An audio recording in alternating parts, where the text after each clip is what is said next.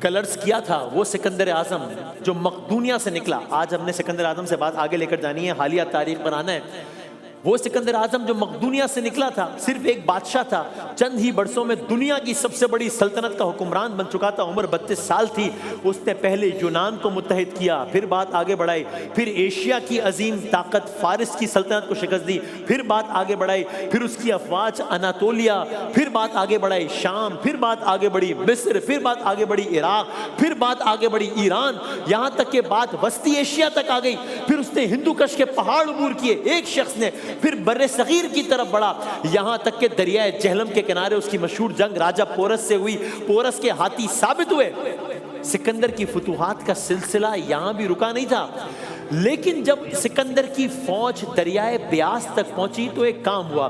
اب اس کے سپاہیوں میں واضح طور پہ تھکن بڑھ رہی ہے, اریٹیشن بڑھ رہی ہے, فرسٹریشن بڑھ رہی ہے. ایک سبق بھی ہے آج کل کے بھی ہر فاتح کے لیے. ایک وقت آتا ہے جب سب کی بس ہو جاتی ہے. سکندر کے سپاہیوں میں یہ دیکھا گیا کہ برسوں کی مسلسل جنگوں سے اب وہ تھک چکے ہیں, یہاں تک کہ اس کی فوج نے مزید آگے بڑھنے سے اب انکار کر دیا. اب سکندر کو واپس لوٹنا پڑ رہا ہے. تاریخ کے اپنے زمانے کے سب سے بڑے فاتح کو واپس لوٹنا پڑ رہا ہے. لیکن ایک اور امتحان اسی راستے میں ہے. اپنی فوج کے ساتھ بابل جو کہ آج کا عراق ہے اس کی طرف روانہ ہوا ہے. قسمت کو کچھ اور منظور ہے. یہ تقریباً 323 قبل مسیح کی بات ہے. بابل پہنچنے کے کچھ عرصے بعد سکندر شدید بیمار ہوا ہے. مختلف روایات ہیں, بخار ہوا, کسی بھی جان لیوا مرض کا شکار ہوا. کئی دن تک اس مرض کا شکار رہا. 32 سال سکندر کی عمر ہے. 20 سال میں تخت نشین ہوا تھا. 32 سال کی عمر میں سکندر کا انتقال ہو گیا. ہر فاتح نے ایک دن موت کے آگے ہار جانا ہے, اور ہر فاتح کی سلطنت کا بعد میں کیا ہوتا ہے, سدا بادشاہی کسی کی نہیں ہے. یہ بھی ایک سبق ہے. سکندر کے انتقال کے بعد اتنی بڑی سلطنت, جتنی بڑی سلطنت تھی نہیں کسی کی, ایک آدمی 3 کانٹیننٹس پہ اثر انداز ہو گیا تھا. اس کے انتقال کے بعد کیا ہوا, اس کی عظیم سلطنت زیادہ دیر تک متحد نہیں رہ سکی. اس کے جرنیل جن کے ساتھ مل کے سلطنت فتح کی تھی آپس میں اقتدار کے لیے لڑ پڑے, اور نتیجہ یہ ہوا کہ چند ہی ڈیکیڈز میں سکندر کی پوری سلطنت کئی حصوں میں تقسیم ہو گئی. اور یوں وہ عظیم سلطنت جسے ایک نوجوان فاتح نے چند برسوں میں قائم کیا تھا بکھر گئی. سدا بادشاہی نہیں ہے کسی کی. سکندر کی موت کے ساتھ ایک مشہور حکایت بھی منسوب کی جاتی ہے. کہا جاتا ہے سکندر نے مرنے سے پہلے یہ وصیت کی کہ جب میرا جنازہ اٹھایا جائے تو دونوں ہاتھ کفن سے باہر نکال دیے جائیں.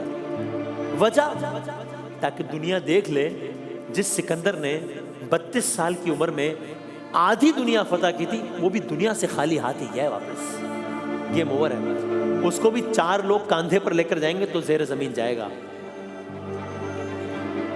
لیکن کیا کیجئے, تاریخ کا سب سے بڑا سبق یہ ہے کہ تاریخ سے کوئی سبق سیکھتا نہیں ہے.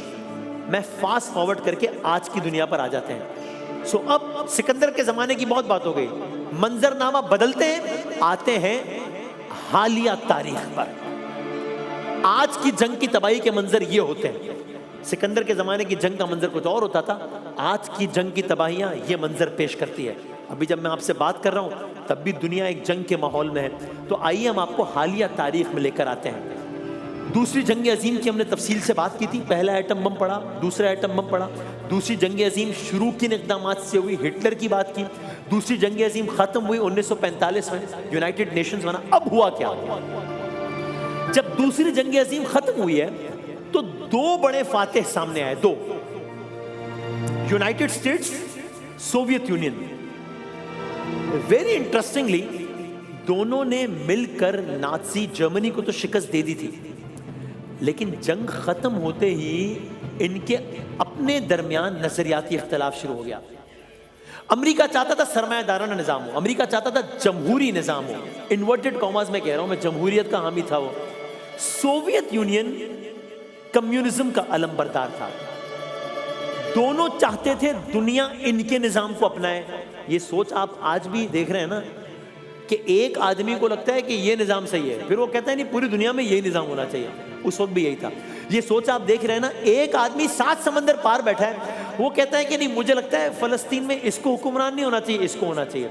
एक आदमी 7 समंदर पार बैठा है, वो कहता है अरे गजा वालों इस जमात को क्यों वोट दिया, इसको वोट देना चाहिए था।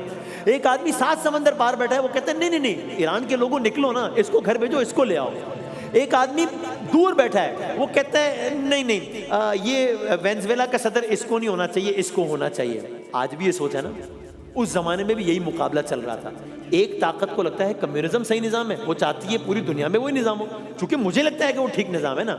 एक को लगता है नहीं नहीं दूसरा निज़ाम बेहतर है, वो कहता है ये निज़ाम हो इसलिए कि मुझे लगता है कि ये ठीक निज़ाम है। उस जमाने में भी यही मुकाबला चल रहा था। यही मुकाबला आगे चलकर एक टर्म आप सबने सुनी हुई है, कोल्ड वॉर कहलाया। कोल्ड वॉर, ये कोल्ड वॉर क्या था, कब था, क्यों था? यानी दोनों ताकतें अमेरिका सोवियत यूनियन बराह रास्त एक दूसरे से लड़ी नहीं, दोनों के पास एटमी हथियार भी थे, एक बराह रास्त जंग पूरी दुनिया को तबाह कर सकती थी। तो ये वाली जंग जिसको हम कोल्ड वॉर कहते हैं, ये दूसरे तरीके से लड़ी गई। कैसे? कहीं सियासी दबाव, कहीं जासूसी, कहीं असला बेचो ताकि असलहा भी बिके, वो वाली इकोनॉमी भी चले, हथियारों की दौड़ भी हो। कहीं छोटे ममालिक में प्रॉक्सी जंग, जो आज भी आप सुनते हैं प्रॉक्सी जंग। इस कश्मकश की खास बात यह थी कि असल जंग अक्सर दूसरे ममालिक में लड़ी जा रही थी। मेरे मुल्क में तो अमन रहे, मैं इस मुल्क में प्रॉक्सी करवा दूं, इस मुल्क में प्रॉक्सी करवा दूं, मेरे मुल्क में अमन रहे, टेररिज्म एक्सपोर्ट करो। आज भी होता है ना। सब क्या हो रहा है, कहीं कोरिया, कहीं अफगानिस्तान, कहीं जुनूब मशरिकी एशिया। इन्हीं प्रॉक्सी वॉर्स में से एक सबसे तवील जंग, सबसे खूरेज जंग, इसे हम कहते हैं वियतनाम की जंग। ये भी आप सबने सुना हुआ है। अब ये वियतनाम जंग ने दुनिया को एक अलग नक्शा दिखाया। ये कई एतबार से एक बहुत हिला देने वाली दास्तान है। यहां क्या हुआ, अमेरिकन जो ब्लॉक था, जो कम्युनिस्ट ब्लॉक था, अमेरिका और कम्युनिस्ट ब्लॉक, इनकी कशमकश बराह रास्त इस सरजमीन पर नजर आई। क्या हुआ भाई, दूसरी जंग अजीम के बाद वियतनाम अभी मुकम्मल तौर पे आज़ाद नहीं हुआ था।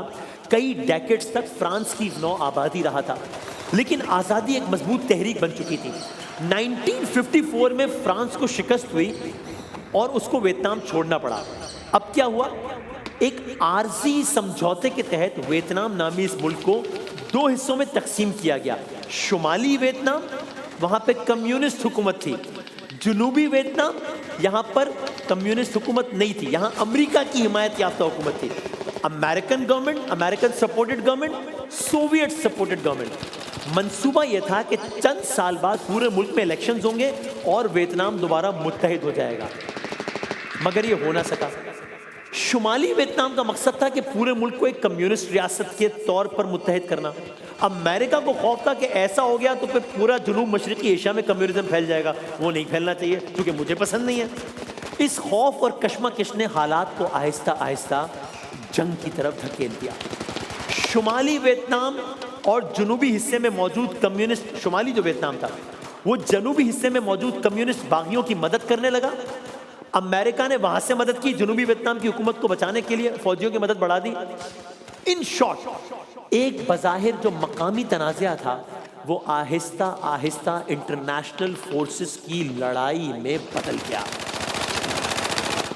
इतना बदला कि आखिरकार यहां पे डायरेक्ट फौजें उतारी गई, लाखों की तादाद में फौजें उतारी गई, लड़ाई हुई, एक और मुल्क की फौज एक और मुल्क में आ रही है। आपको ये सुन के याद आ रहा होगा, आज भी ऐसी कोई धमकियां है ना, मैं अपनी फौज यहाँ ले आऊंगा, मैं अपनी फौज यहाँ उतारूंगा, इसलिए कि मुझे लगता है यहाँ पे ये नहीं होना चाहिए, यहाँ पे तो ये होना चाहिए। वियतनाम में हुआ ये, फौजें आई, लड़ाई हुई, गोरिल्ला वॉर हुई, सालों तक लड़ाई चली। किसने फौजें भेजी, कितनी फौजें भेजी, कितनी लड़ाई हुई, कौन जीता कौन हारा? इंसान और जंग, जंग का खेल, पैसों का खेल, तेल का खेल। मौजूदा हालात पर शुरू होने वाली हमारी इस नई सीरीज में कल हाजिर होंगे इन तमाम सवालात के जवाबात के साथ।